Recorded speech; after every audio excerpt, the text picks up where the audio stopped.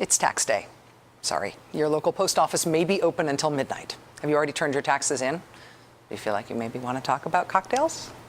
As a salute to the pain of tax day, I have both a cocktail and a really good story about cocktails for you. Okay, you ready?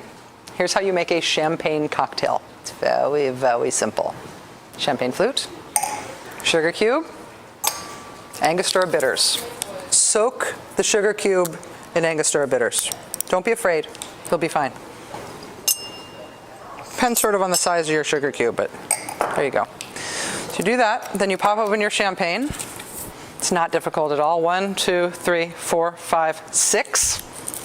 Always 6 turns on the little cage there. Remove the cage. Open the bottle by twisting the bottle, not the cork, right? Hold it at an angle so it doesn't foam out the end and you get lots of air in there and it's fine. And this is it. This is your champagne cocktail. It is an Angostura soaked sugar cube, topped with champagne. Some people put a lemon twist on the top of their champagne cocktail. Some people put in a dash of cognac. Those people are wrong. I'm sure they're nice people. Actually, probably not. They're probably bad people. Ignore them. There's your champagne cocktail. This is a Manhattan. Manhattan you make in what we commonly call a martini glass, but you don't only make martinis in them. Manhattan, I like mine old school style, 3-to-1 rye whiskey to sweet vermouth. So you make it in a shaker, although you don't shake it. It's the cartoon liquor pouring noise. 1, 2, 3, rye whiskey. And then sweet vermouth. Sweet vermouth comes in a bunch of different kinds. Broadly speaking, white and red. White is dry, red is sweet. Not everybody makes their Manhattans with that much vermouth in them. Some people make them with less vermouth, but again, those people are wrong. And you want to add a goodly, like, I do like 5 dashes of Angostura bitters in a Manhattan. 1, 2, 3, 4, 5.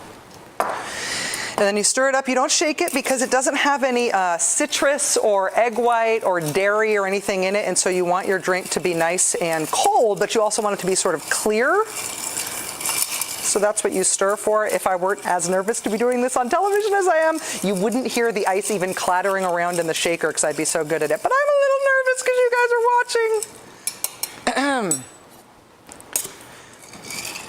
And a Manhattan technically has a cherry in it as the garnish. People who put a cherry in their Manhattan as the garnish are not wrong, but they're also wasting room that could hold liquor in the glass. The common denominator here is Angostura bitters.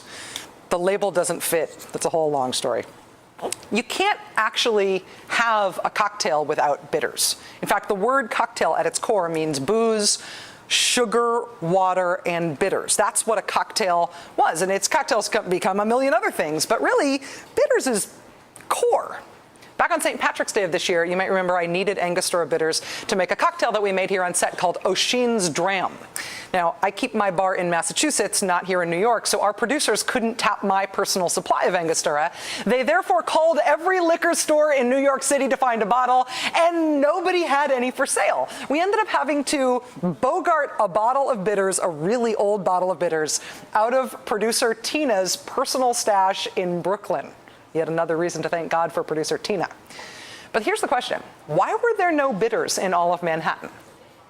Because for a very few bad months, starting like last September maybe, there was what at least felt like a worldwide Angostura bitters shortage. And that led bars and distributors to ration what they had. It led the lucky few cocktail aficionados who could get their hands on some bitters to start hoarding their Angostura. A few days after drinking Tina's bitters here on the set with the O'Shea's Dram, we here at the Rachel Maddow Show, in our offices here at Rockefeller Center, got an amazing package. Boxes full of bitters straight from the company. The shortage is over, at least in my office. And that leads me to what I am celebrating with these cocktails tonight, the return of Angostura bitters. The shortage is apparently over, sort of. Here to tell us what the heck happened are Genevieve Jodin, who is the Executive Manager of Export Sales and Business Development at Angostura, and Giselle LaRonda West, who's Communications Manager for Angostura. It's really nice to meet you guys. Thank you very much for being here. Thank you for having us. I'm dorking out about bitters right in front of you, and I realize this is your business, and so it's you probably see this all the time. But what happened when we couldn't get bitters in this country for such a long time? We had a problem with the supply of the bottles, and the bottles, not the liquid. Okay. The bottles, and at the same time, the bottles were short. The demand for bitters was just rising. Cocktail drinkers everywhere, you know. So. And so the bottles problem has been solved. It has been solved. Was it solved through some dramatic cloak and dagger Superman means, or it was just you got a new supplier? Another supplier. Okay. Well, when bitters were unavailable on the market in the United States for those few months, what did you guys at the company hear in terms of the reaction? Because I will tell you, it changed my life. The bitters panic just among my family and friends was palpable and real. There was a lot of late night eBay foraging. Yeah. How did you guys experience that in terms of the company? I mean, just our staff alone went crazy hearing all that they were hearing from friends and family abroad, saying they can't get the bitters, what are you all doing down there, what's happening? And then I was getting emails and emails every single day asking us what is happening with the bitters. We can't find it in Manhattan, we can't find it in Europe, we can't find it anywhere. And so, you know, constantly replying to them because people were asking, is the place burnt down? Yeah. Is it out of business? What exactly is happening? And of course, we had to let them know that, hey, no, we're not out of bitters. We've been producing bitters all along. And then we had to explain, of course, that there was a bottle shortage. Now, when you had the bottle shortage, did you consider continuing to make the liquid gold, continuing to make actual bitters? You kept making it. Yeah. Did you ever consider having licensing somebody else to bottle it? Call it something else. Call it, you know, Angostura-ish. No. No. You didn't do that. How long has the company existed, and how secret is the formula? Since 1824. 1824. So almost 200 years. Wow. And it's very secret. Do you guys know what it is? No.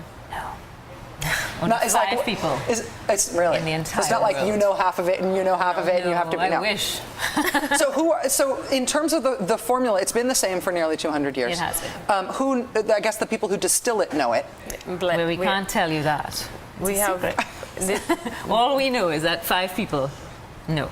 Well, tell don't know who they are. people who are wondering what's in this little bottle that they've got in the back of their cabinet that they've never thought about before. What's generally the most important thing to know about what's in this bottle?